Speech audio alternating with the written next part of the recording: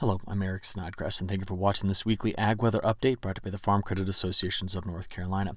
First of all, we're coming to you a couple of days later than normal this week. Part of that was due to the holiday, the 4th of July on Monday, but also I was traveling on Tuesday and didn't have access to the internet. But that bought us some time, and the time it bought us actually now gives us access to the stuff that was just released late last night, in the new European seasonal forecast. We're about to take a long-range look at La Nina and the upcoming seasons here, so we'll get to that in a second. You've been looking at a map, though, that shows you the severe storm reports yesterday, and I'm sure you saw in the news we had a pretty powerful derecho event that went through parts of South Dakota into northern Iowa. I don't yet know the extent of the crop damage from this particular system, but it could be substantial, especially through parts of South Dakota. As we saw a lot of pictures of just completely flattened corn as it was about to go into pollination. Severe storms, we had a lot of severe wind reports yesterday on the 5th in parts of North Carolina. The farther west you went, we saw those storms really stacking up some strong winds here. But I do want to just show you, the pictures yesterday were impressive. I just went to my Twitter feed here to kind of take a look at a couple of these. And, like in parts of Iowa, take a look at this shelf cloud here. Just incredible to see that. And you know how these work. These sit on the leading edge of those storms as they come racing across. And maybe the most terrifying, this one was coming over Des Moines. And these storms, again, were moving at 60 to 70 miles an hour, doing quite a bit of damage. Let's take a look at recent rainfall, because this is really going to tell us what to expect with this new setup we're going to be discussing. Last 24 hours of precip, we can see the path of those storms that move through parts of the central and western Corn Belt and then really dumped a lot of rain over here in Indiana, Ohio. So if you're keeping an eye on Corn Belt rains, this is just the beginning of rain that's going to come through here. Throughout North Carolina, though, a lot of scattered precipitation mainly confined to the western half of the state. Same thing for South Dakota. But this upcoming forecast is really going to bring a lot of rain to the east, the whole of the East Coast, of course, including the Carolinas. When we stretch this out, though, and look at the last week, there we go. Now we can see the tropical system that raced along the coast. It was weak, it developed just briefly, but it was there and put down some heavy rainfall just off the shore. But there are some pockets here who lately have seen some heavy rains. Now, just look to your west, though. There is an area in through here that has missed out on a lot of this, and that's an area where we've seen some pretty rapid flash drought development. Well, I guess it'd be more longer-term development of drought there as well. But as we look out over the next week, okay, notice the big ridge that sat over the Mid-South right in through here, that's what's in place today. It's going to move to the west, and that's why when we look out here, we see that this region continues to struggle for moisture. Whereas storms run over that ridge, especially to finish this week, and then push here into the East Coast. Now, along the East Coast, we also have the added effect of the moisture return around the Big Bermuda High, helping to aid in the fact that we could pick up quite a bit of rainfall just in the next 7 days alone. But if you're looking to where there's drought stresses, let's do that real quick just to get a national picture here. My biggest concern area is going to be from Texas through Oklahoma, getting into Arkansas, southern Missouri, and the western sides of Kentucky and in Tennessee. I think we'll see improvement in the western Corn Belt. We'll see improvement in the drought in the eastern Corn Belt. And these areas that you see over here that have been struggling for moisture over the last couple of weeks, we're going to start to fill in some of those gaps as well. And this is important because our latest drought monitor, again, this was released last Thursday, showed drought continued to get worse throughout the Carolinas, down into Georgia, and throughout the Mid-South, getting into parts of the Midwest.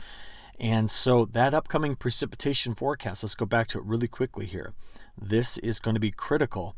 If it verifies, this could really start to have a major impact on the drought picture across the United States.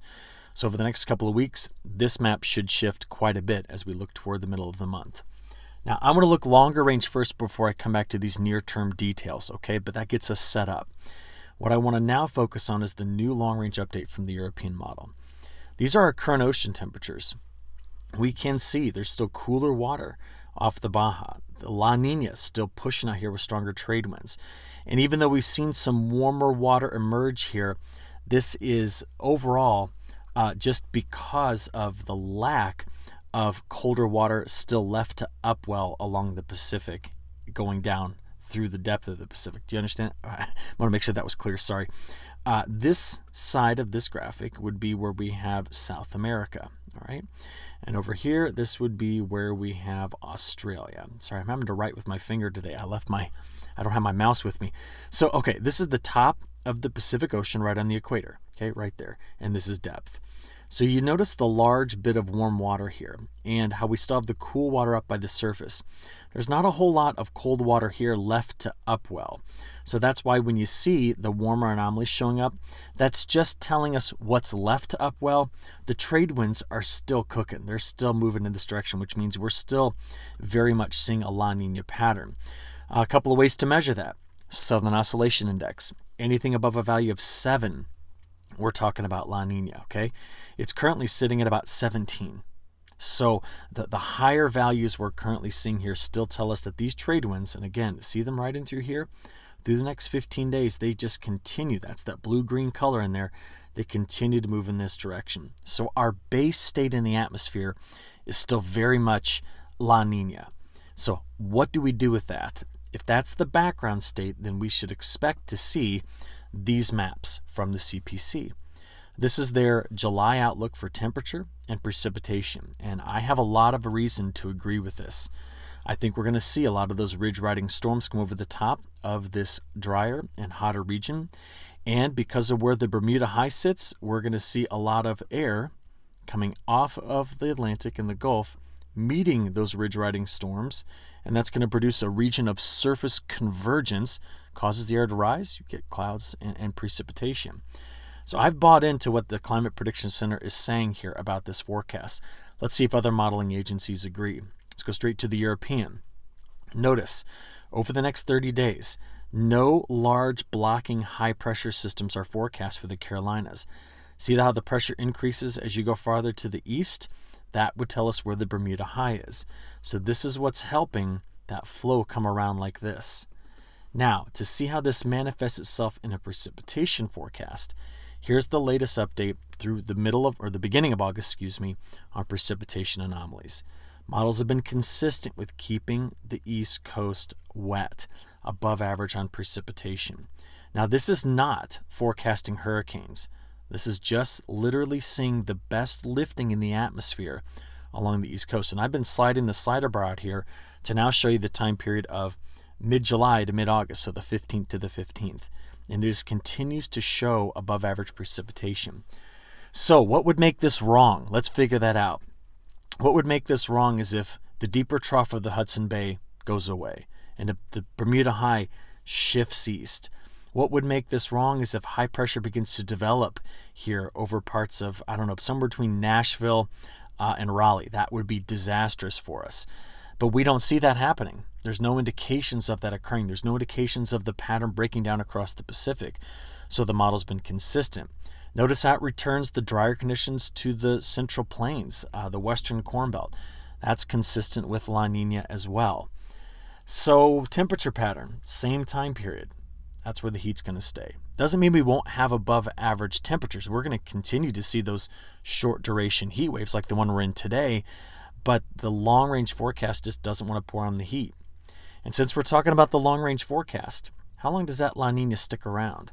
The newest model updates continue to keep ocean temperatures in the Central Pacific about, on average, a third to a half degree below normal.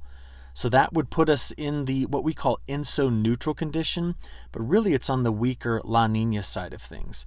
We again do not see the European model through January cranking up the ocean temperatures to give us an end of La Nina and the beginning of El Nino. We do not see that.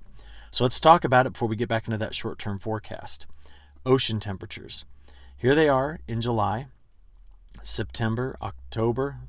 There's September, October, November, December, January. See the colder water? It shifts south of the equator, but that would mean we would go into our third fall with La Nina conditions. Now, what's interesting about the models right here, and I'm going to have to spend a bit more time looking at this, is that even though the La Nina has shifted south, ocean temperatures here in the Atlantic Main Development Region have trended cooler in the model. But let's take a look at maybe some of the reasons why that's the case. So let's go out there to the month of September, And if we just, actually, let's do a seasonal outlook. There we go. It is possible, step forward one, there we go. It is possible that what the models are picking up on is more active convection coming off the Sahel. Now, these models are not capable of resolving hurricanes at this time scale. It's not possible. But they can see the active tracking through here, where the monsoon coming off the Sahel could induce more tropical systems. So this is why all of our long-range forecast models continue to suggest that this hurricane season is going to be 100 to 150% of average. But let's take a look at this same map and let's zoom in here on the United States. So this is let's go back a month. Here we go. The July, August, September forecast. There is the August, September, October, the September, October, November, the October, November, December. Now you say, why did we see the drier conditions coming in here late in the year? Well, this is just very characteristic of La Nina fall. That's what we tend to get there. See how wet it is in the west? That's typical of La Nina fall and early winter as well. So we need to take this and look at it bigger picture, but this is what the latest models are suggesting. We're going to continue to build that picture with time. Now, I took you back to the July, August, September outlook because I want to expand this, and let's do another global equatorial view. Now, what I'm looking for here are other problem regions. First of all, South America. Now, I know this is outside of their main growing season, but we're talking about wheat down here. There's some places that are going to be very dry. Australia still forecast to stay wet. Let's take a look at Europe, though. Europe in July, August, and September has got a strong signal for drought development. And if we come over to Asia, we also see that the model is attempting to keep the Yangtze River Basin dry, but it's going to keep the Manchurian Plain and the North China Plain, a lot of corn and beans are grown here, wetter than average. So this could affect other crops like wheat. There's some cotton grown here. There's a lot of cotton grown over in this part of Asia, of China as well. And I do want to point out the big cotton growing area here in India, very wet in the forecast. In fact, we're expecting a very strong Indian monsoon this year. So I just want to take that quick global tour before we come back home, because back home today we have heat advisories. Not quite as bad as it's going to be in the Mid-South where there's excessive heat warnings, but there are heat advisories. That ring of fire pattern isn't going anywhere. We have today on the 6th, the whole state underneath a slight risk for severe storms. This continues into tomorrow. This would be the 7th. And even getting out there toward the 8th, the end of the week, we still have a marginal risk of severe storms. That's all that ring of fire precip setup. I'm going to show it to you two ways. Next 10 days, what's the probability of getting an inch of rain? It's 90 to 100%. The dry areas are here. This is the probability of getting less than half of an inch. So that continues that narrative we started at the beginning, where we were looking closely at the forecast for precipitation. Now, let's go out there and look at the individual model run from the European model and just get an idea here. So this starts right there. That's 1 o'clock on Wednesday, getting into Wednesday evening, getting in now into Thursday morning, afternoon, and evening, and then going into Friday morning, afternoon, and evening. What you just saw there was that for the next 3 days, we've got chances for storms, and the likelihood of them possibly being strong to severe when they form is relatively high. So therefore, we need to keep an eye out on the radar to watch for the heavy rains and severe straight line winds. They're going to last into Saturday as well. That's Saturday evening right here. Now notice the high pressure on the Great Lakes. That starts to push south into Sunday. And our chances for rain begin to back off on Sunday, especially by Sunday evening. As we then go into Monday and Tuesday, more limited chances of rain next week. Higher pressure takes over, the front clears things out, and yes, it's going to actually be cooler once we get that front to come through. So taking out a full week from now, it's going to be a wet end of this week, a wet start to the weekend, then less rain going into next week. So to look at the maps and compare them to normal, above average precipitation mostly through the next few days, then we get a little bit of a drier spell. But there's a deeper trough that's digging in right into this area, July 13th through the 19th. And that could push a front south and give us another chance, once we get past early next week, of seeing more rainfall.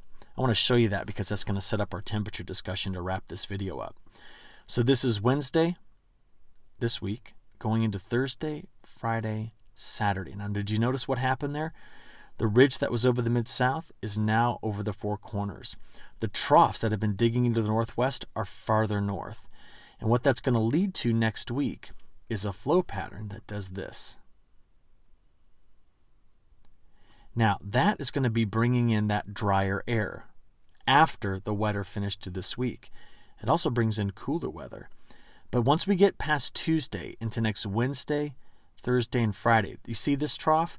This trough pushes a front through, and that's why we see this region right in through here, seeing another chance at getting some wetter weather midweek next week.